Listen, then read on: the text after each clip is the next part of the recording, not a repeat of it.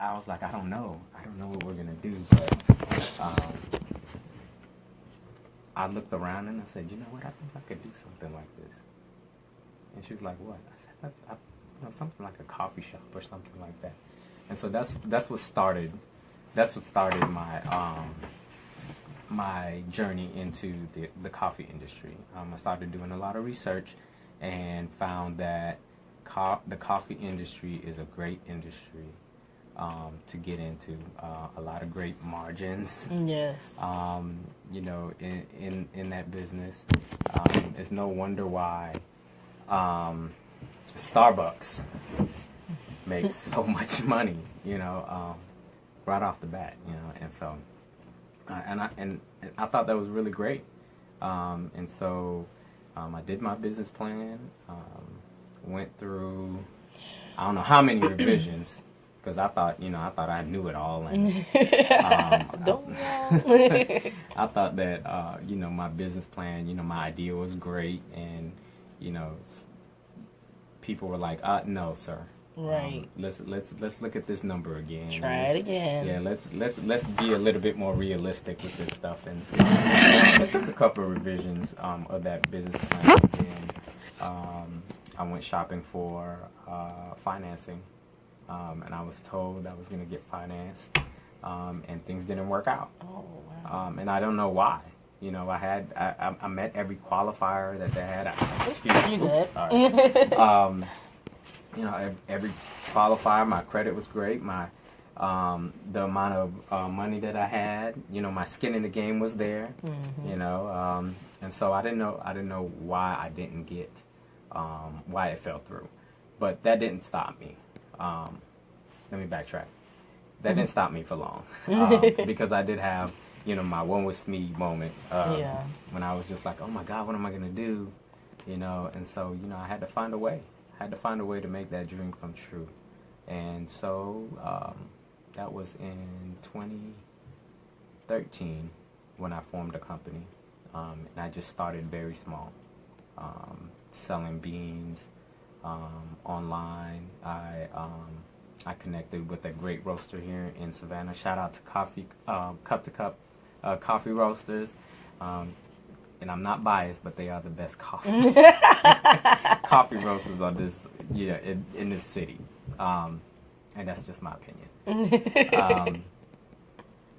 But yeah, I connected with them, and like I said, I started online, and then I started going to farmers markets, just selling bags of coffee, and then I slowly started doing mobile coffee service. I would operate out of a 10 by 10 tent, a whole coffee shop. That's what's up. And a 10 by 10 tent. And so that grew into where I'm at now. April 1st, 2015, we opened Indulge Coffee. Yes. On the corner of Barnard and Henry, 1305 Barnard Street. So, if you are ever in that area, just come by and see us. Yes. So, we got to do something big for the 3 years. Yeah, 3 years is coming up in April 1st. Yes. And it's been a labor. It's a constant labor. And I think a lot of people don't understand that. A lot of people think that, I have this great idea for a business. I'm going to go out there. But I caution everybody. If you really think that you want to go into business, do a little bit more research. Please. Because there's already going to be, on top of the sleepless nights, there's going to be tons more, that's going to be put on your plate once you make that jump into entrepreneurship. But at the same time, it's the most rewarding thing in the world. Right. You call the shots. You say what goes is what you say. Right. You really are living that American dream of, taking your life, or in your livelihood. It's all up to you. Right. You don't work, you don't eat. That is true. That is so true. I'm going to repeat that. Repeat that for our listeners. And our viewers, one more You time. don't work, you don't eat. That is so true just in general, but when you're an entrepreneur, everything falls on your work ethic. And you can't call in sick because you don't feel like going to What work are today. those? What are sick days? You know, Right. I feel like a NyQuil commercial. You know? What are those? You know. Right. Oh, man. So now that you have been, a successful entrepreneur, people call me. You're a successful entrepreneur, and now you're the president of the Urban Savannah Chamber of Commerce. So tell me more about that role and how your role as an entrepreneur has prepped you for this position.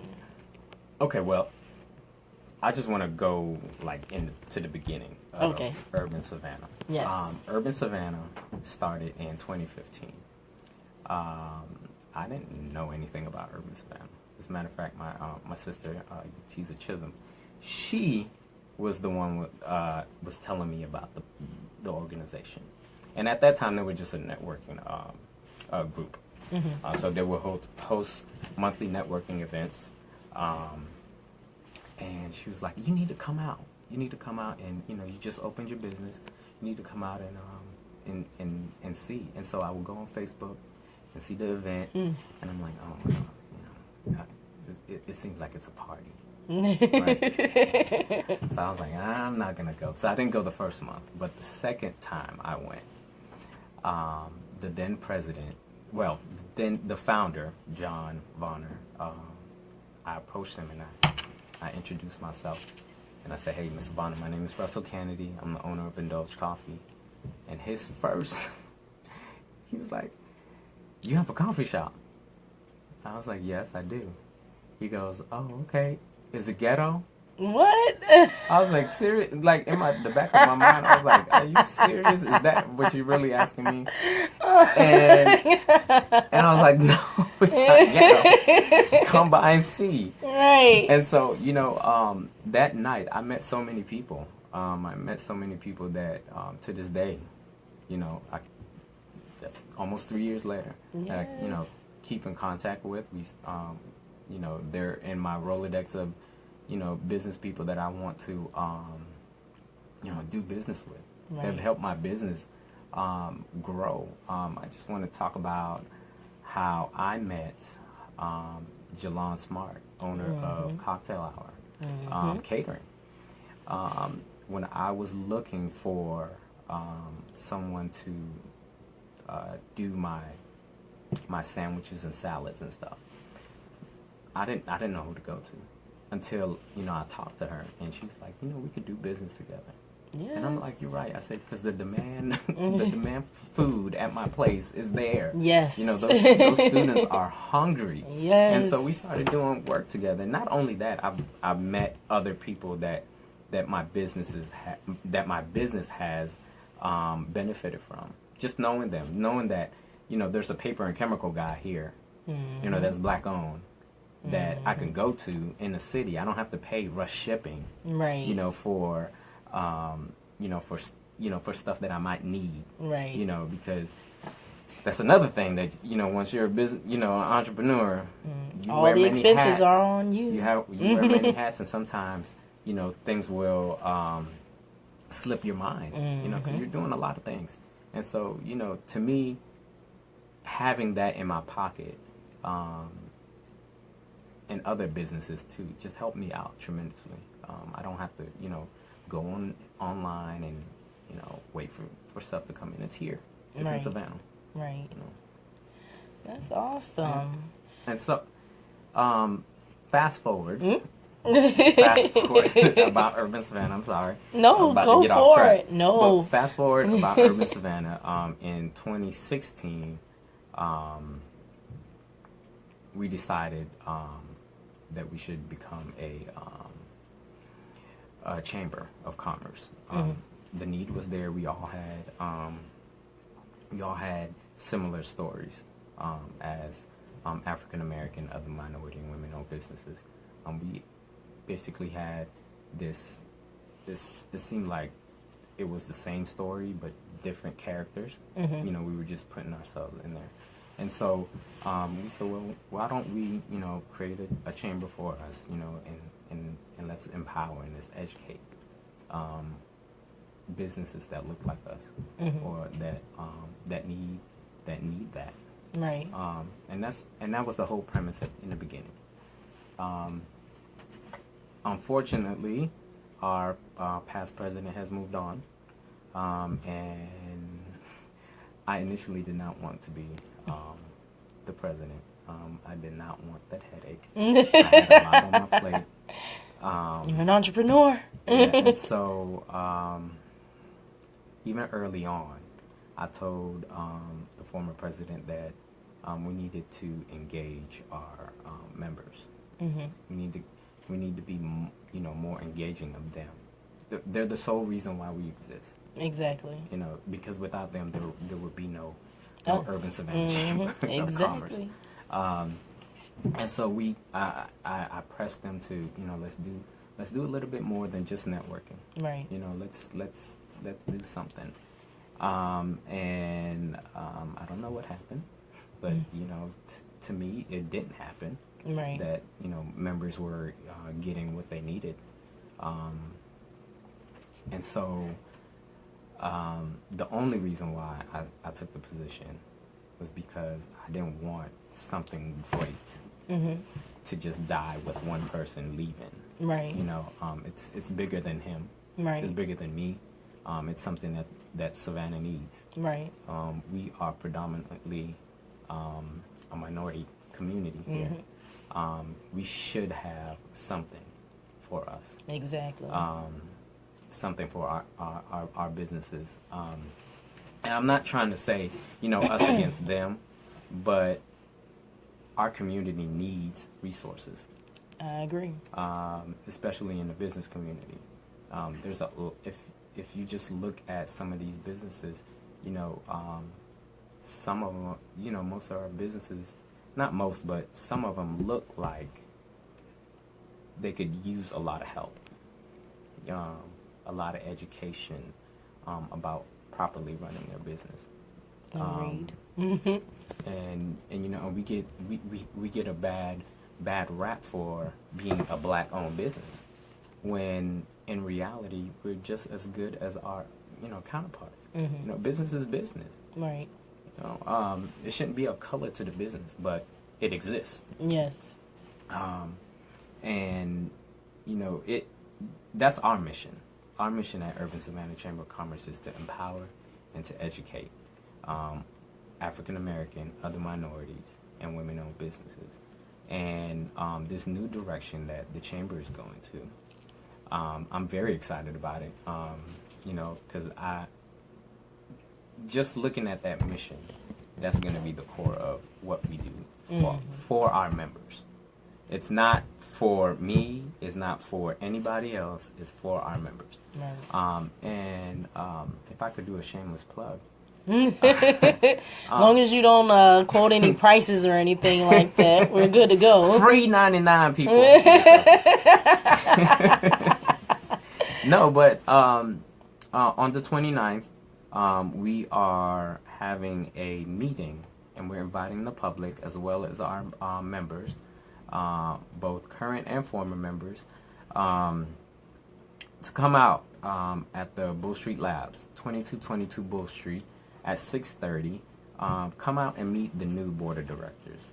One of them is Monisha. Yeah. She's our treasurer. Yeah.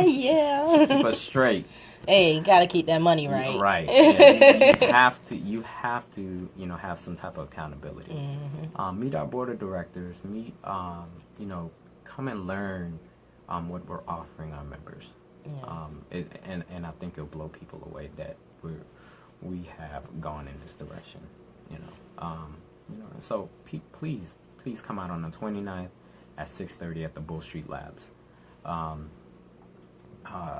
and I don't want to go into specifics of what that is because I want you guys to come. Yes, y'all gotta come because first of all, Russell laid down some heavy truths here, but we gotta be real political in the meeting. So, but this right here, love it. But most importantly, and this is me switching over to like board member role now.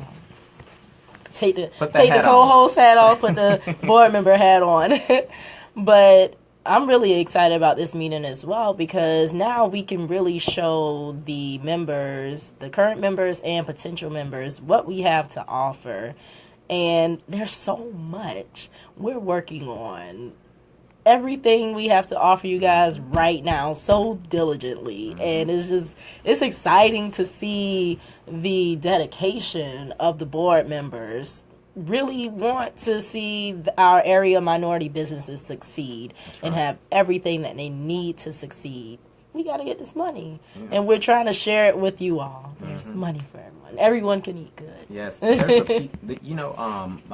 and again, shout out to Cup to Cup Coffee Roasters because when I spoke to James, he told me one time, he said, there's enough piece of the pie.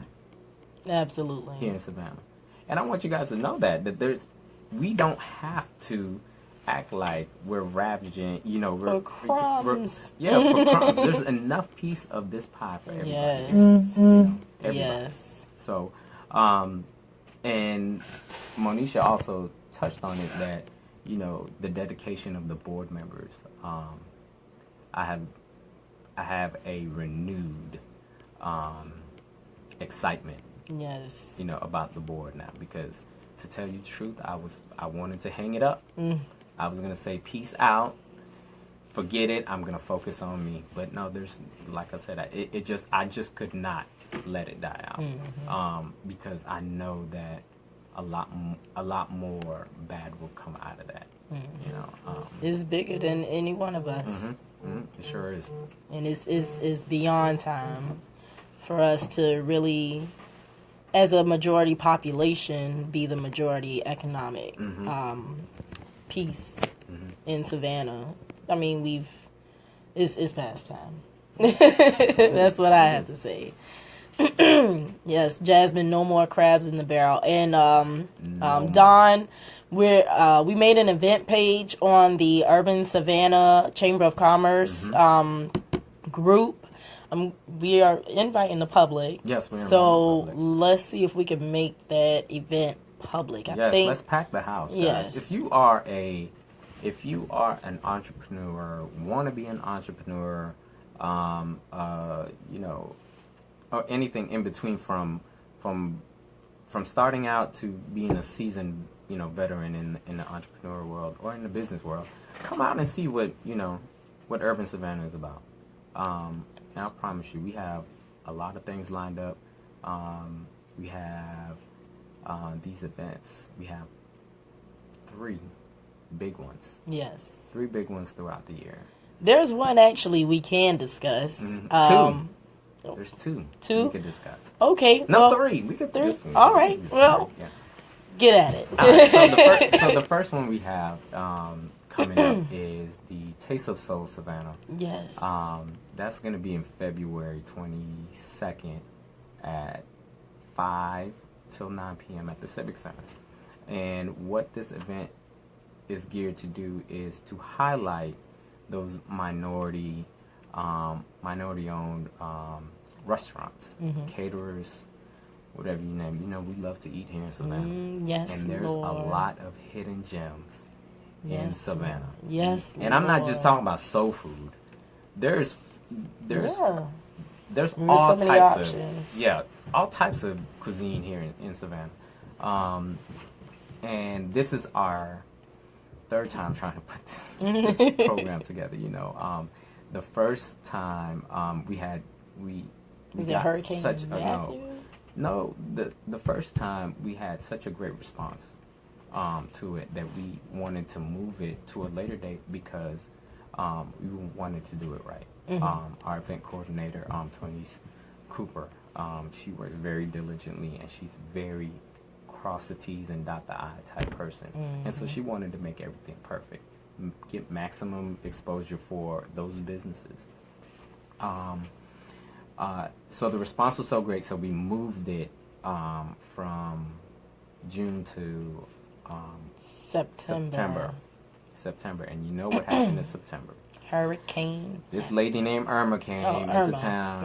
Irma. God. Yeah, she came in, and she, as a matter of fact, we were setting up. Mm-hmm. We was at the trade center. We were setting up, and we had to take everything down. The stage was done. We had a few of the vendors there already, and I felt bad because these are small businesses. Right.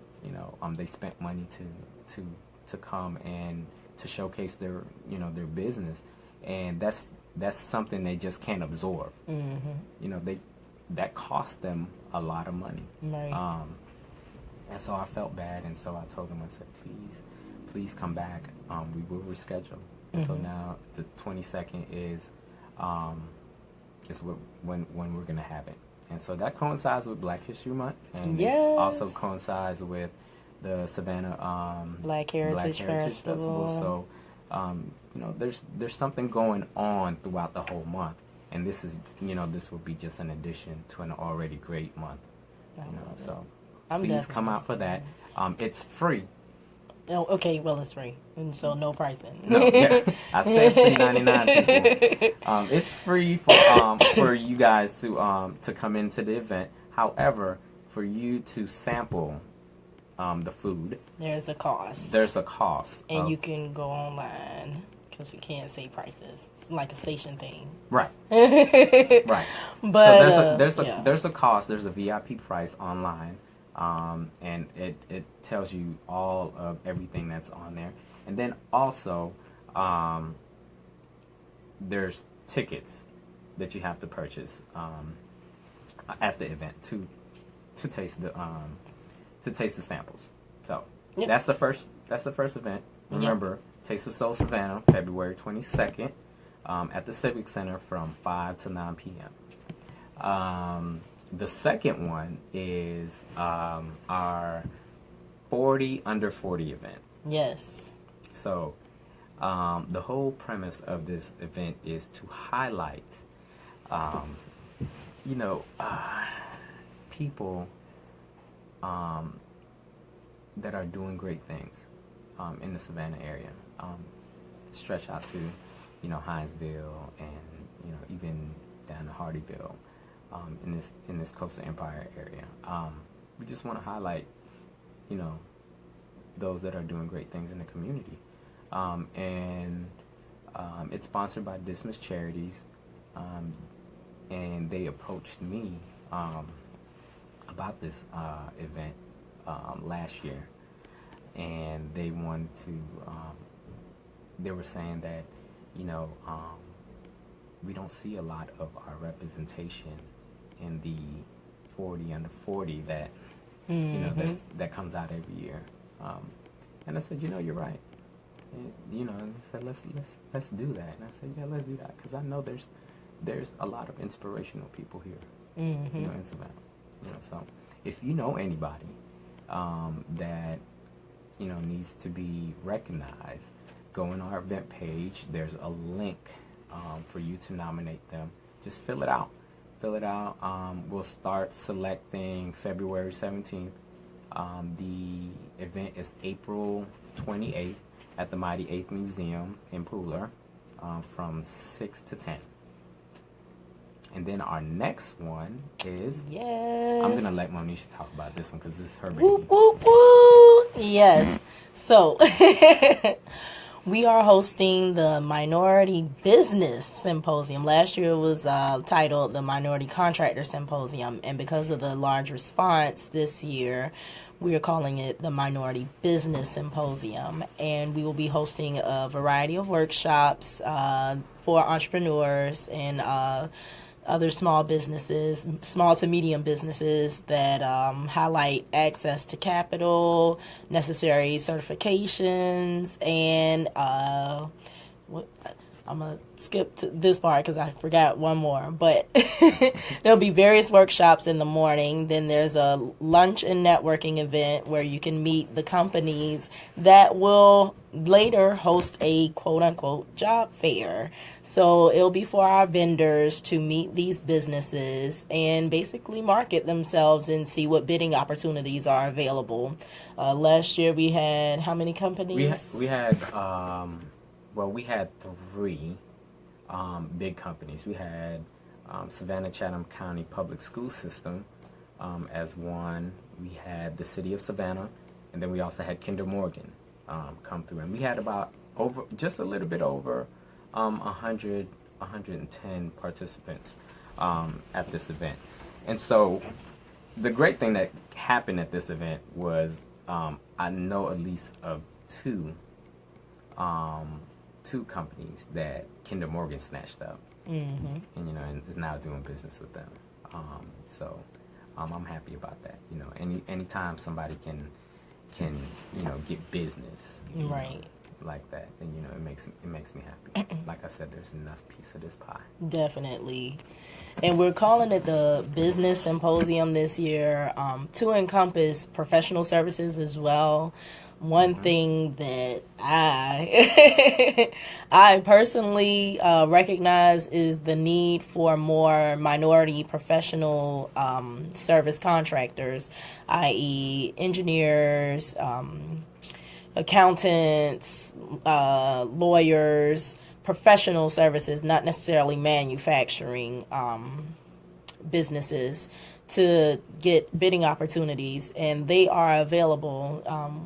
I know, with the City of Savannah, and I can say this because this is public information, that quite often we look for HR firms to do recruitment for us.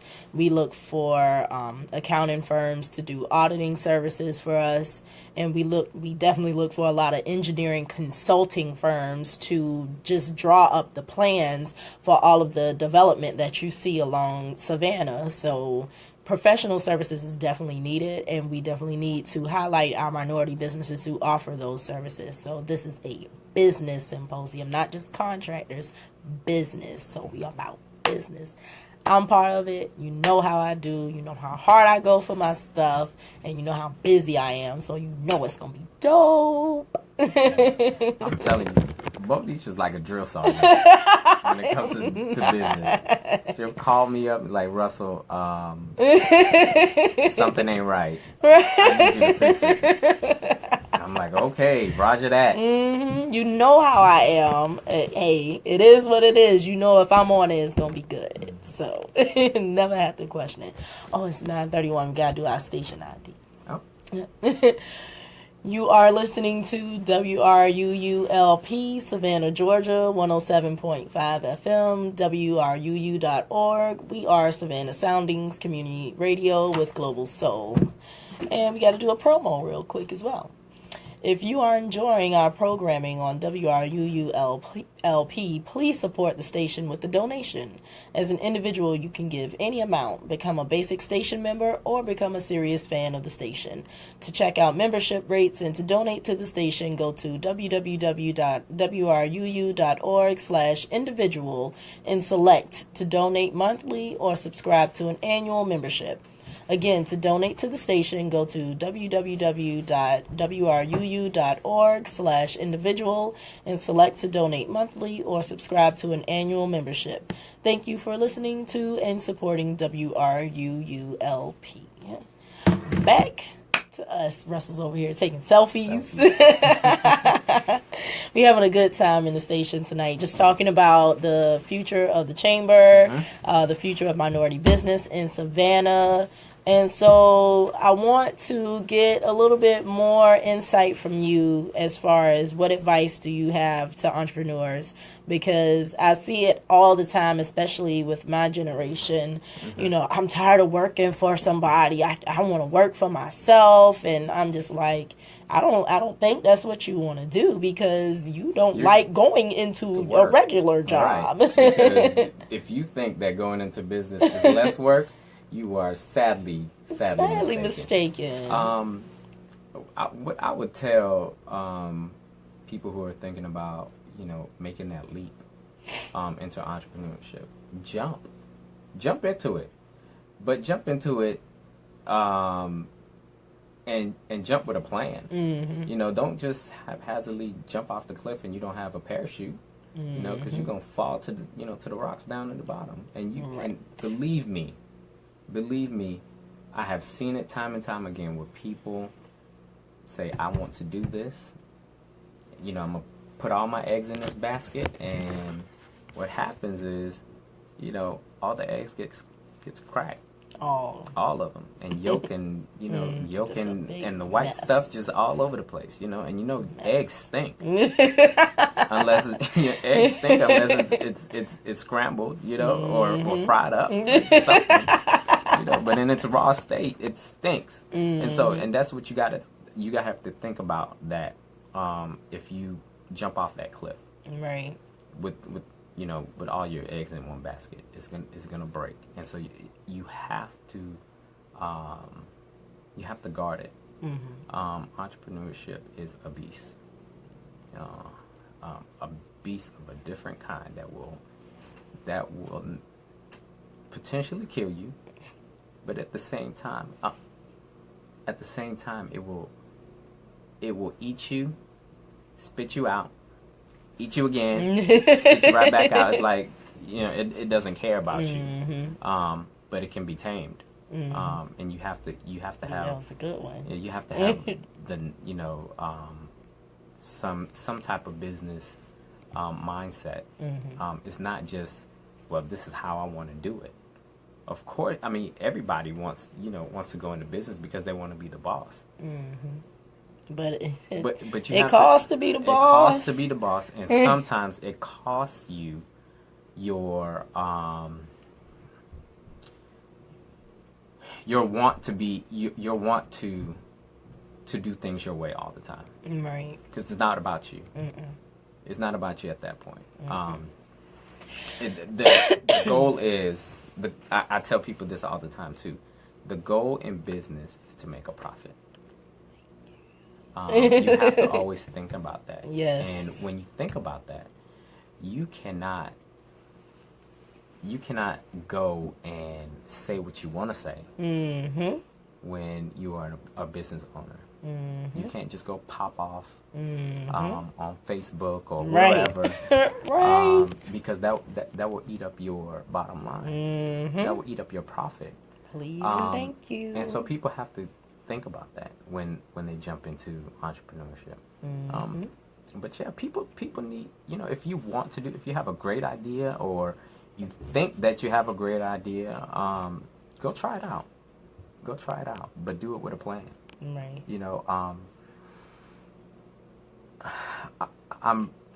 My New Year's, well, it's not a New Year's resolution, but one of my goals for this year is to read one book every month. And I started off with the 7 Habits of Highly Effective People. That is a great and book. So Stephen, what's it, Covey? Covey. Yeah.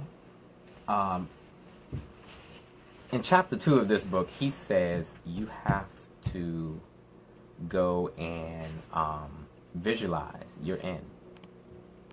And he starts off with, pretend that you're at a funeral and you're walking in, everybody's crying, and you're of course sad and stuff like that, and you make your way up to the casket. And when you get up there, it's you. And then that's how you visualize it, and then people go up and they speak about you and do all this. So what do you want that to look like?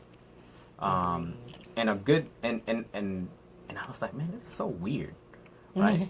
But if you think about it, you need to really visualize what type of entrepreneur you're going to be, what type of business you want. You want people to talk about your business, because again, you have to think about the bottom line. And people ain't talking about your business. Right, your business you ain't making is no dying. money. Right. So you want to visualize that pie in the sky, that goal on top of the hill. You want to visualize that when you're thinking about going into entrepreneurship. And so once you have that visualized, you need to make a path that way. Yep. And so I was like, wow, this is a great book. It's changing my life. But, no, seriously, it's a great book. I suggest, people go out there and, and read it, Shouts out to Doctor now. Dr. Shalonda Kirkland Bradford Mulgrave now. She got married. And she made us read that book for Business 101. Yeah, that and the 21 Laws of... I can't remember the whole name of the book. I don't know the book. I'm taking it one book at a time. I think I still have it. So matter of fact, I'll just shoot it to you afterwards. Yeah, that'll be February. Also, Who Moved My Cheese? That's a great read, and you could read it probably a day. Who moved my cheese? I forgot who the author is, but look up that book. That book changed my life. I'm serious. That book changed my life. It talked about just where are you gonna be when they move the thing? When things change, are you gonna sit there and just die out? Right. Or are you gonna go look for it? And every entrepreneur needs to know that. Like, things are constantly changing in business, and you have to be so nimble and so quick to change with it, because you become obsolete. Yes. And that cheese is gone, and you're gonna die out. So you have to constantly find where your cheese moved. Yes. There was a movie, Why Him? Why Him with James Franco. And the movie was funny, but it was really good as far as highlighting business, because you had this guy who was into print media, and print media is dying, whether people want to admit it or not. And here he is trying to find all of these contracts, trying to renew all these contracts, and it's just not working for him. And here comes James Franco just being so eccentric.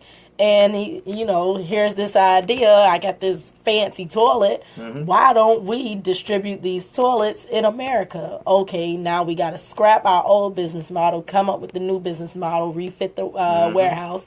Now we in the bank again. You got to be willing to adapt. Yeah. And like I said, it's constantly changing. You never want to be obsolete. If you just want like great examples, just look in the last 10, 15, 20 years. Look where we have, even with technology. Kodak is a great example of not being obsolete. Of being obsolete. Because if you did not see that the digital age was coming in your industry, you deserve to fall.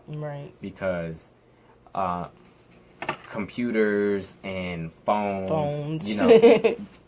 Who owns a camera now? Everything is professional on our phone. photographers. That is it. That's it. But back in the day, people were buying cameras. And Kodak just did not catch that wave. And so their competitors ate them up. Same with Blockbuster. Yeah, Blockbuster. Yep, that's a great one. Blockbuster, and even AOL. Remember AOL? You took that back. That dial-up. Oh my God! You mean to tell me I can't use the phone? Right. Matter of fact, people don't even have house phones anymore. Phones, no more. So you can't even use the dial-up because you don't have a house phone. Right. Yes. So those are just examples of how not to be in business, because you have to constantly think about what's going on in business, and just keep moving. I highlighted one point, cash flow issues and solutions, because I know you experienced this, and me working downtown for so long, because I worked for Hyatt for some years too. And even we experienced it. Wintertime, people don't like to come out. They don't like to move. And so now you got months of a slow season. How do you set yourself up to remain in business when your expenses exceed your revenues? So you have to learn how to operate lean in the lean state for you, because my first year was so brutal that my second year, I was like, you know, I don't want to have, I don't want to start losing my hair again.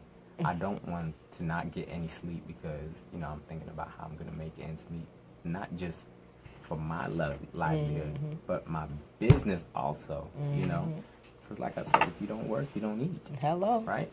And so, I learned to look at so I I quickly learned when my lean months are going to be. And I know I'm like back summer months and to the November and December. That's right. You actually have 2 cycles. 2 cycles. Because of school. And so, and and that plays into the bottom line. So you always go back to what I said. Always think about your bottom line. Your bottom line is affected by so many factors. And for me, it's those times when the bulk of my customers are gone. You know, they're gone home for summer vacation, or, you know, for the holidays. And I have to learn how to, so I cut back hours, and I also cut back on labor, you know, and I try to do things, now here comes innovation. You have to figure out a way to bring people in. Right. So my first year, I started doing coffee and conversations. And I'm going to bring that back, actually. Yeah. Because it was great. Just to have people come to the shop, and we have this open discussion. We're not on the phones. We're not on Instagram. We're not on Facebook. We're having a face-to-face conversation. Right. You know, because the reason why I wanted to do that was for two reasons, actually. I wanted to get people into the shop. And then I want people to just have human interaction, you know, more. Yes. Because a lot of times you see people on their phones with their head down, they're not paying attention. You know, I've heard of people living in the same house and they're texting. One could be on one side of the house, or they could be both on the same couch and they're texting. Like how to me, this is my opinion. To me, that's so crazy. Just open your mouth and say, "Hey, what do you want to eat?" Right. You know. So resourceful. Yeah. So it's so that's why I wanted people to come. And it worked.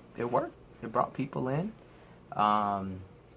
And during the holiday season, I started a benefit concert.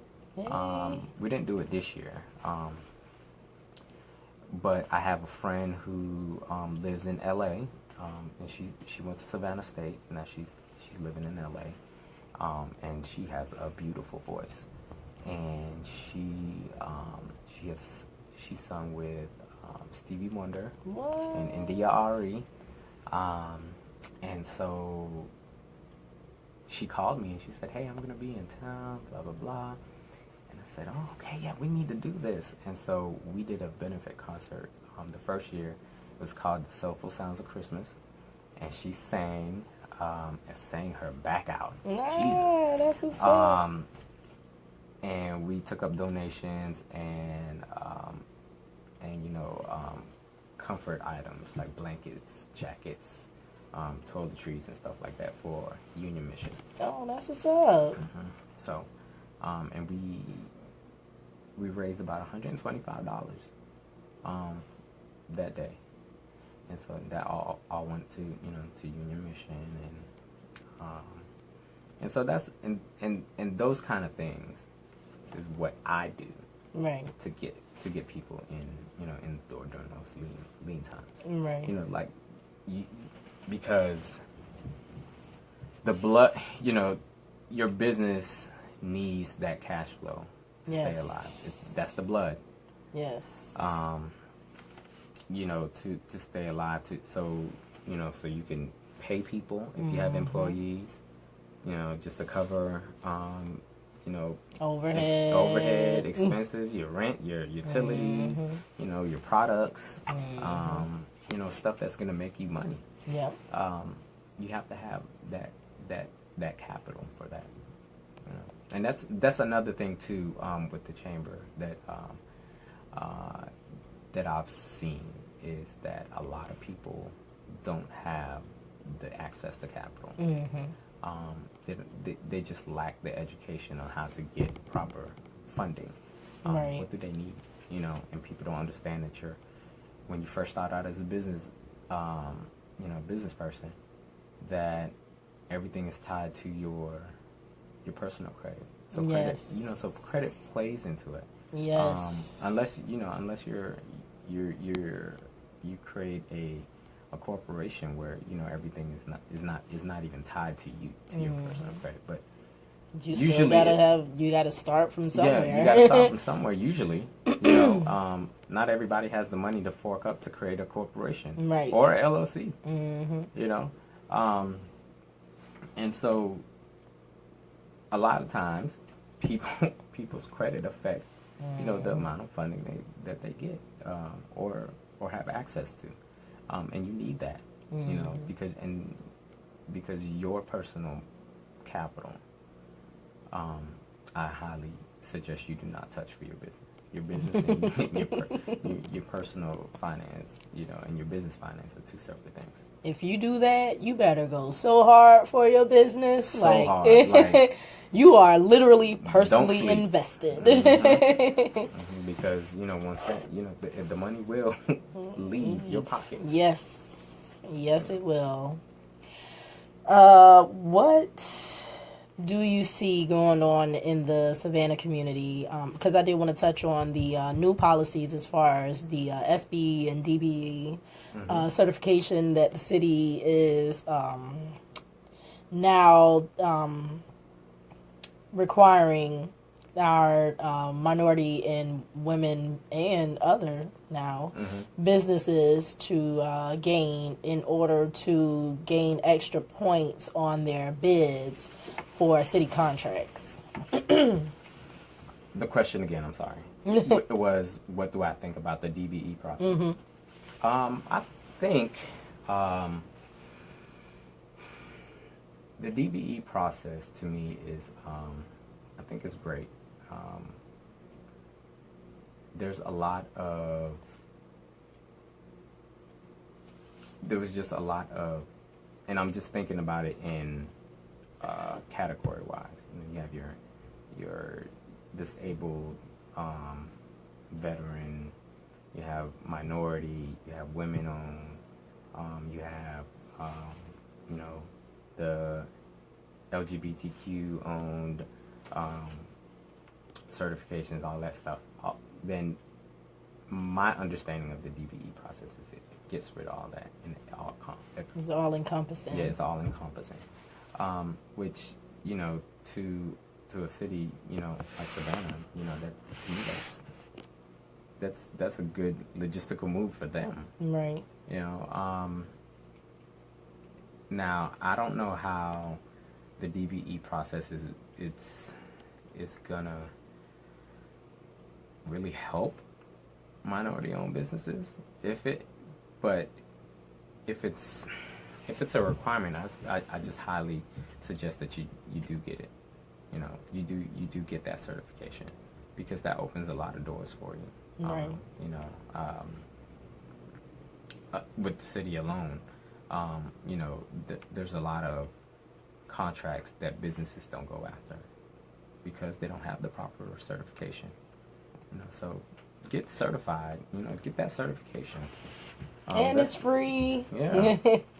Get that. Naming out a lot of free stuff during this whole show. Right. Yes, it's free. You can head down to the Entrepreneurial Center on Gwinnett, on East Gwinnett, right across from the CAT bus station. And start that process. And then Dr. Carl Gilliard is also assisting businesses with that process as well. And so is Urban Savannah. Yes, we are. We will help you. That's like a little tease. Teaser. Yeah. You let the cat out the bag. Yes. So now you know one of the things we're offering. But yes, we definitely want to see our minority businesses get this money, man. I'll just be straight up with you. You got to get this money. What's up, Danielle? Yes. And then lastly, what is your vision for minority businesses in Savannah? My vision is for us to transcend our current where we are now. For us not to, when people walk into our businesses, they don't have to guess if this is a black-owned business, is this a minority-owned business, or is this a women-owned business? You know, business is just business. Like, money is green everywhere. Right. Your money is green. Hello. My money is green and silver. You know, and if you mostly plastic. Right. And it's a lot of change in that plastic. Yeah, but it's currency is still currency. And it doesn't matter who is who's the person behind it, or the business behind it. Currency is currency, and so I really would like for our minority business community to just go into a different level. You know, let's up the ante a little bit on how we do business. You know, because you would never believe that, you know, when people look at your place and they say, "Oh wow, it's a black-owned business," right? You know, and they'll why do they expect poor quality from black-owned businesses? And I'll say this again. I've said it many times before. Black-owned businesses are just as great as our counterparts. Yes. You know, and sometimes we even go above and beyond that. You know, cleanliness, customer service. You know, I think what gives us a bad rap is when people highlight the bad customer service, the bad business practice. You know, because you don't highlight the ones that are doing good. Right. You know, so everything that's on the forefront of everybody's mind is the one that gave you bad customer service, or the one where you went to the bathroom and it's not clean. You know, how about go shout out a business that gave you great service. That's the initiative for February.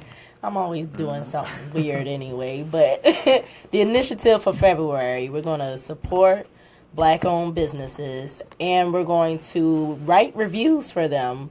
We don't get enough reviews, and a lot of people have their own pages on Facebook now, but they don't get enough reviews.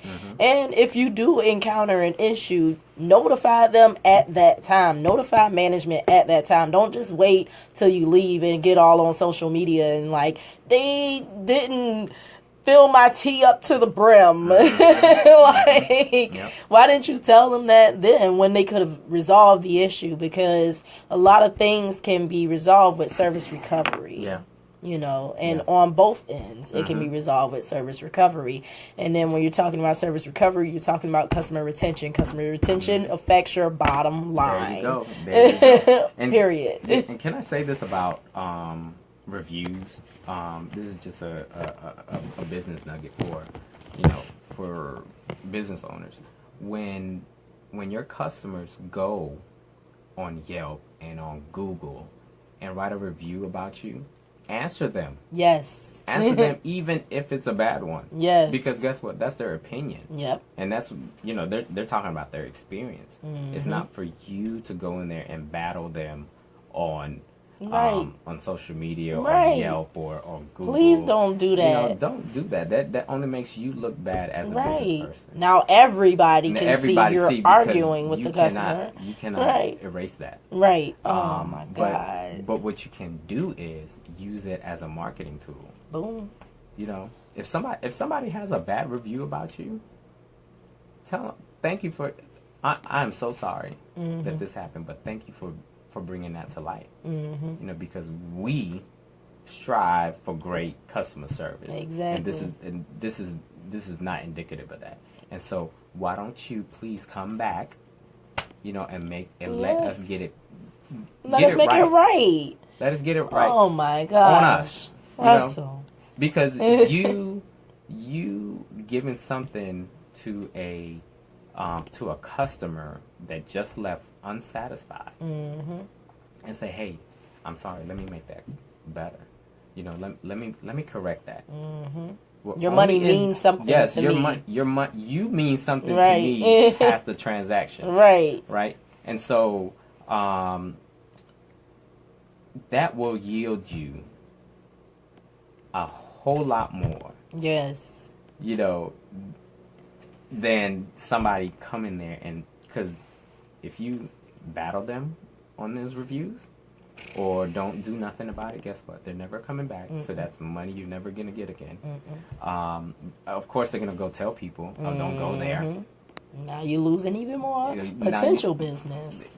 Your bottom line is shrinking, right? But if you appease that customer and make things right, it's they're going to keep coming back. They're going to bring all their friends. They're going to tell about your business. So that's residual. Yep. So. Well, Russell Canady, owner of Indulge Coffee and president of Urban Savannah Chamber of Commerce, it has been a true pleasure interviewing you tonight. I really appreciate it. I hope I could come back so I could play with all these gadgets. It's fun. It's all old, but you were listening to Real Talk tonight. Thank you for joining us. This is WRUULP, Savannah, Georgia, 107.5 FM, WRUU.org. We are Savannah Soundings, community radio with global soul. And good night.